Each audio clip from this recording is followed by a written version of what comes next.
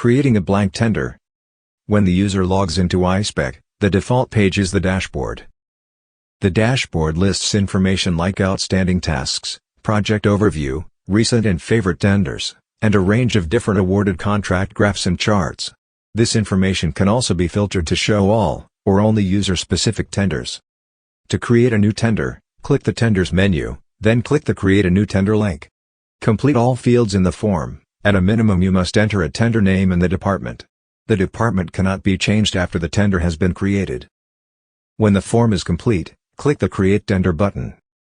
After the tender has been created, the Tender Properties screen will show, with 6 tabs. The first tab is the tender information that was just completed. The second tab is the Approvals tab. Choose a setting and the approval options will automatically be added. They can be removed if they are not all needed. The next tab is the Types and Options tab. Set the evaluation type, visibility, auction, public disclosure and general settings. Next is the Dates tab. Set the publication start and end dates.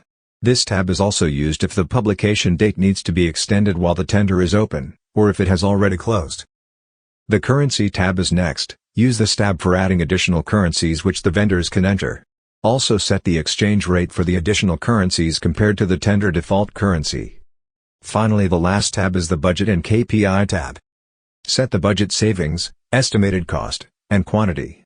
After the tender is awarded, this tab can be used for entering the actual awarded cost as well. After all the information has been added, click the Save and Close button. The tender is now created and settings configured, and you will be redirected to the Tender Overview screen.